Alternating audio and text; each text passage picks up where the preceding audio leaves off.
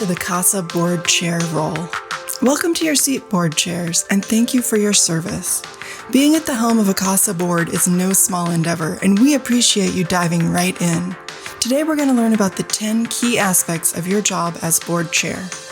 Let's start right at the heart of things.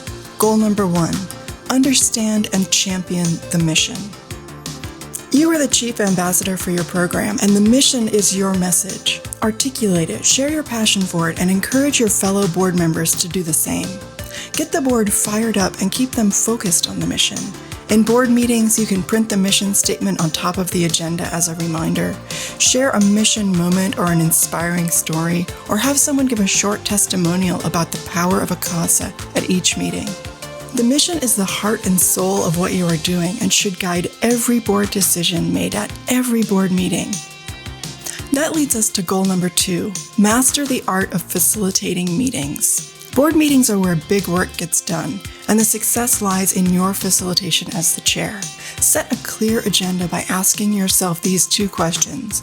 What goals do we want to achieve at this meeting? And how do we best structure the meeting to get those results? Start off with an inspiring tone.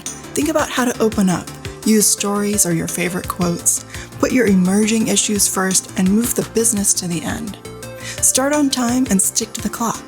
If a board has 3-hour meetings once a month, it may quickly have no members. So avoid getting stuck in the weeds. Encourage some members to step up and some to step back in participation, and if discussions get off track, guide the group back to its purpose.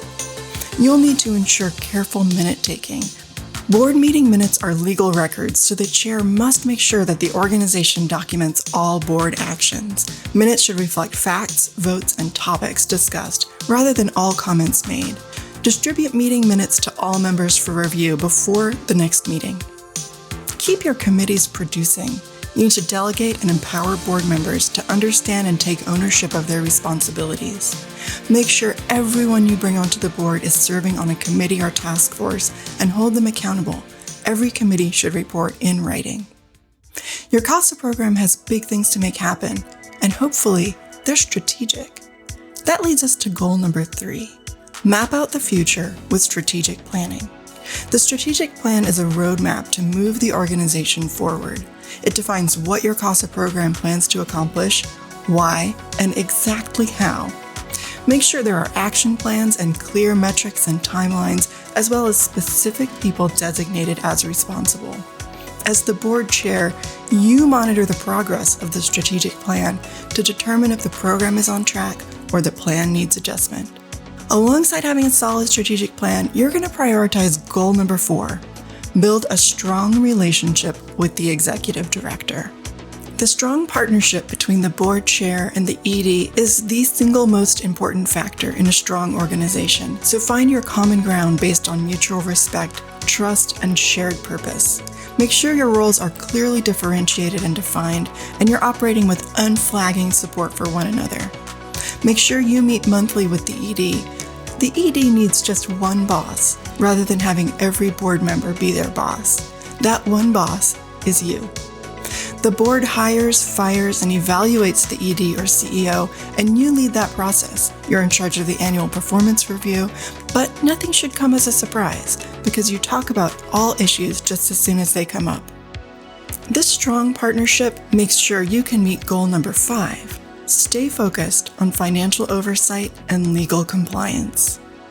You're going to lead the board in doing these 5 key financial things.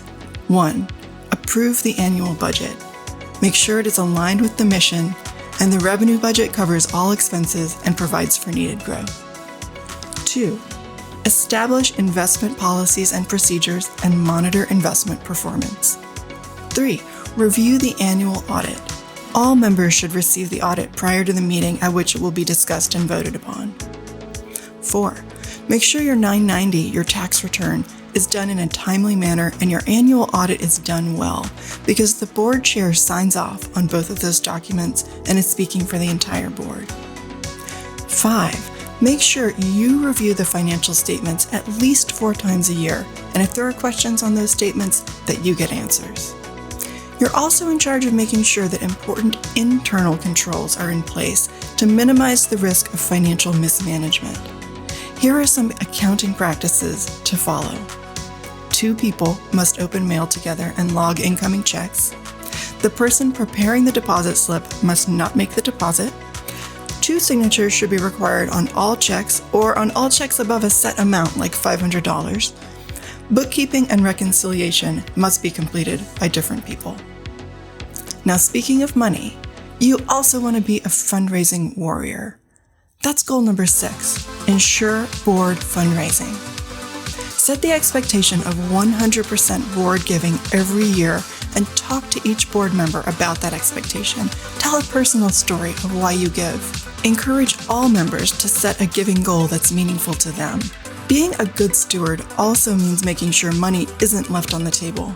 If you're awarded $10,000, spend every penny of it. If you only spend $5, people might think you only need $5. Work with the ED to create unique opportunities for board members to fundraise that suits their spheres of influence. For example, someone on your board might be an art collector, while someone else might be a livestock rancher who knows an auctioneer. Put them together and you might have a stellar new fundraiser. We want to attract people from all backgrounds and walks of life to be on the board, on our staff, and in our volunteer base, which leads us to our next important goal. Number 7, minimize risk with background checks. We love and need to trust the people we work with.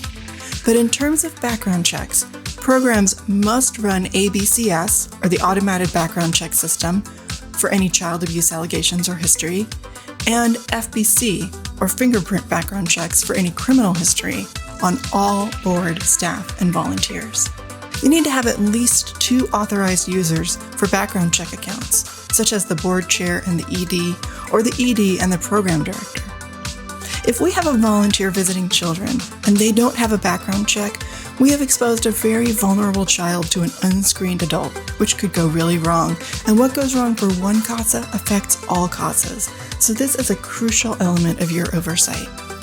Not fulfilling the background check requirements can result in a big financial penalty, a sanction of 10% of your program's grants. Designate someone to audit background checks against the list of staff, board, and volunteers, and make a background check to report to the board quarterly.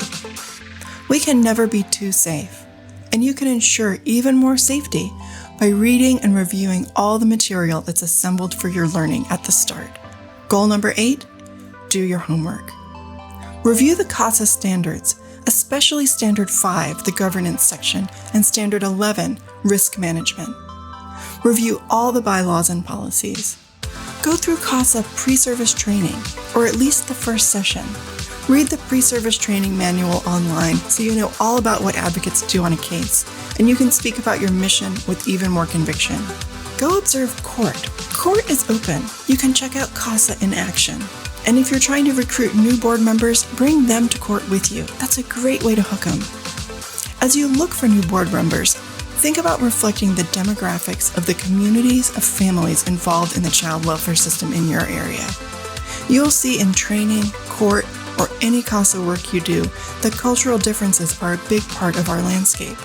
Learn as much as you can about the communities your CASA serves and strive to mirror those communities on your board. That leads us to goal number 9.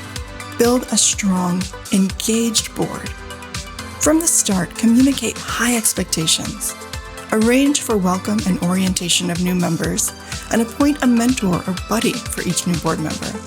It's helpful to have a board member's statement of understanding or job description explaining expectations of attendance, standards of conduct, confidentiality, conflicts of interest, and relationships with staff.